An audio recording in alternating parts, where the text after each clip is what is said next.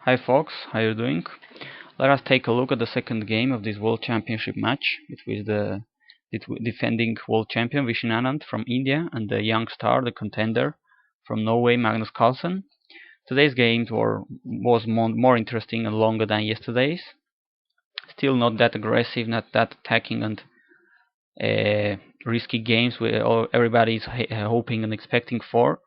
But okay, there were some ideas, there were some possibilities, interesting ones. This is the first time Anand was having white, so it was interesting to know what both players had prepared. The Indian player with white pieces and the Norwegian GM with black. Anand played e4, somehow usual. He both plays e4 and d4, but I would expect him to play e4. He's playing e4. He has played the e4 in almost all his last games. And it was interesting to see what Magnus had prepared against the king's pawn, because he usually plays e5. He plays lots of Sicilians, lots of schemes with playing c5. He has also played e6 with some success. He has played the Caro-Kann sometimes. I have also seen him playing the Alekhine defense, knight f6 against Topalov, I think 3 or 4 years ago. So as we all know, he has a vast number of openings he can play. He can play almost any theoretical line and non-theoretical ones, as we all know. And this time he went for with c6. It seems that he has been preparing this for a long time. A very solid, safe approach to this match. d4, d5, knight c3, the classical line was played, where black takes on e4, and we goes with bishop f5 to try to take some control of the light squares. Knight g3 attacking the bishop, bishop g6, h4, where the most typical idea in this line is to chase the bishop back to h7 and to exchange it finally with the bishop with bishop d3 and grab some space in the king side. h6 is played as h5 was threatened, and here knight f3, typical move, developing a piece, and here Carlsen plays e6. Not a strange move, but somehow not the most played, although it is very probable that although it is very probable to transpose into the main lines. The move order is somehow not the most played. Something like the knight to d7 from b8 is more typical, where some exchange happen on d3, and after knight f6, bishop d2, white castle queenside. Something similar would happen if knight f6, h5 is a sensible move, bishop a7, then the typical exchange on d3.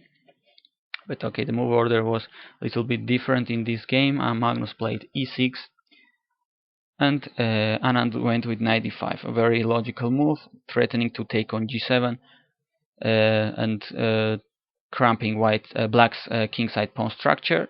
Of course, Magnus is not going to let white do that, and he goes back to h7. Move like knight e7 to take back on g7 with the knight is also possible, but leads to a worse positions, where knight takes, and after h5 white has this bishop pair, and the knight on e5 doesn't look that great, as he would like to be rather on f6. So Magnus didn't wait for this.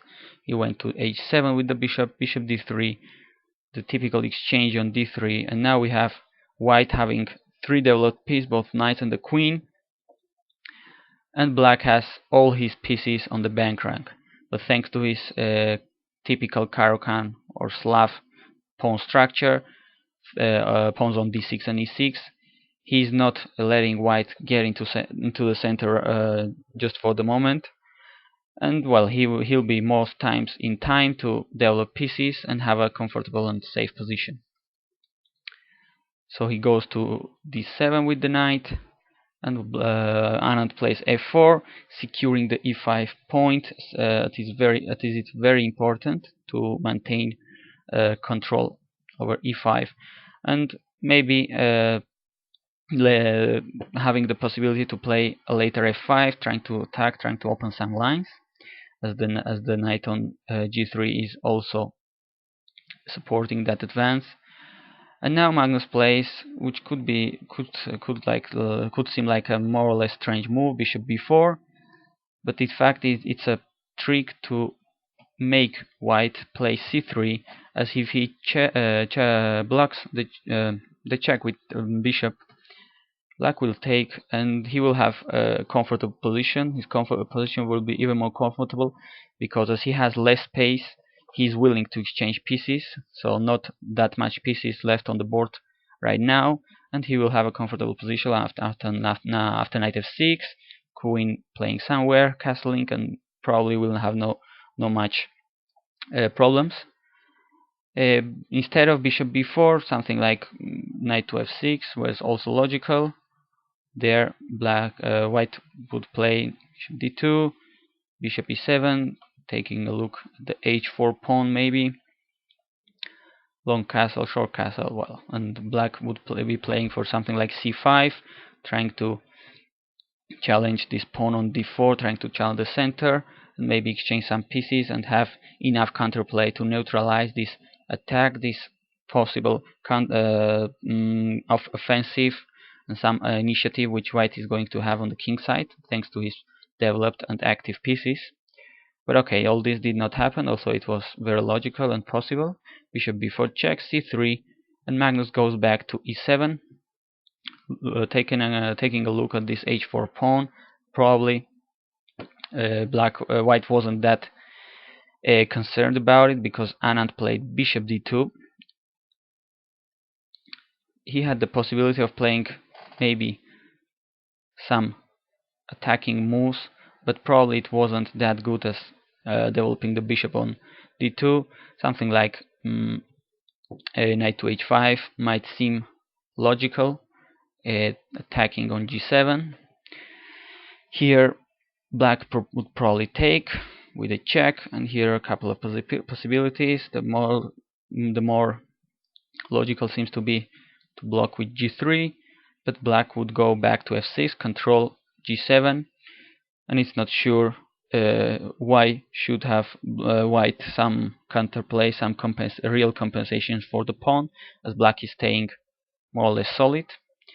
Another possibility after the check was to go to d1 with the king, somehow a strange looking move, and black would go back to f6 I think as well, and now would threaten to take on e5 as the pawn on d4 is pinned. Let's just take a look at that possibility. Like careless move like a3 would be punished with bishop takes, f takes, and knight takes, and white's queen is hanging on d3 and he cannot recapture on e5 with the pawn. Well, instead something like king c2 protecting that queen would be more accurate, but anyway, I don't think white has that much compensation here, because the bishop doesn't seem to be that good, and the rook on a1 is going to have to lose some tempo to get into the game, and this awkwardly placed king, well, doesn't seem to be very good, but okay, it was a possibility. Black would have an extra pawn and would have to play accurately, but he shouldn't have any real problem here. Instead, after bishop d2, Anand played very safe, very logical. He developed his knight to f6.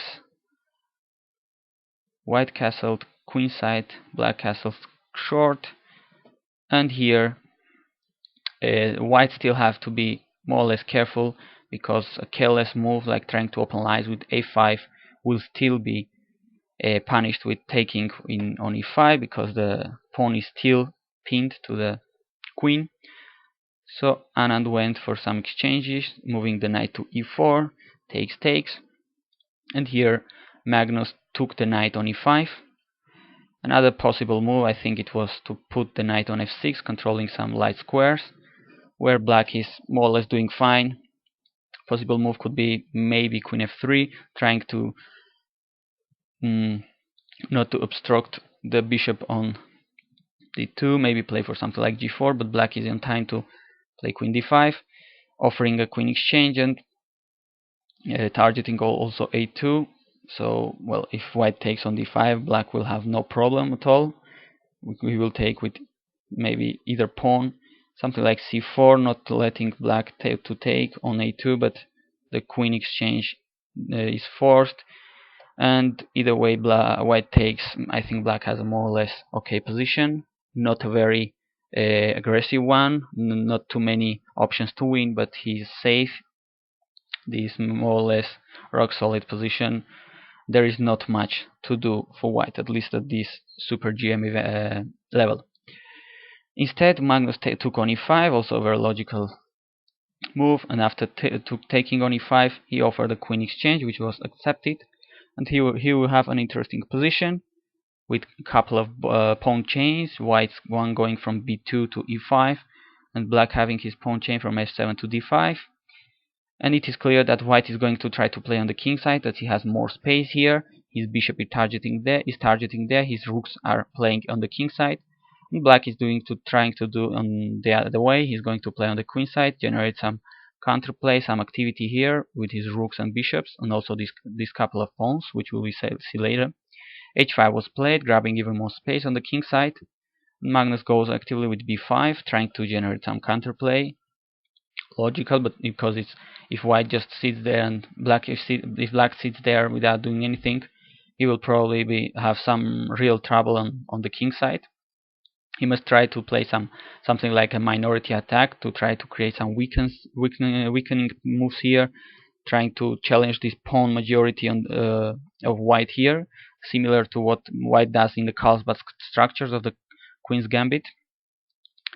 Rook h3, developing the rook for possible defense on the queen side, or to bring it here to the open files to attack the king. a5, playing the minority attack. Rook f1 and rook c8. Logical move, pinning the pawn on c3 and threatening something like b4 to try to weaken the pawns and generate some activity here on the queen side. Here white played rook g3, obviously threatening to take on h7 as the pawn now is pinned. And black played king h7, king h8. I think it was possible as well. There was no problem there. White goes ahead to attack the pawn on f7 with both rooks and king back to g8 protecting. And after a couple of repetition, a draw was agreed at this point on the 25th move, and the game ended peacefully. So here we got another draw, the second one in this match. So far 2 draws. Much more interesting than yesterday's game, but still not that fighting spirit everybody is hoping for. And okay, as far as I know, tomorrow is a rest day. They will not be playing tomorrow. So let us hope that the following 10 games will be much more exciting than these ones. We'll have some quality chess there, and I hope you will be here to see my opinions here on these games. So thanks for watching, and we will see you on the next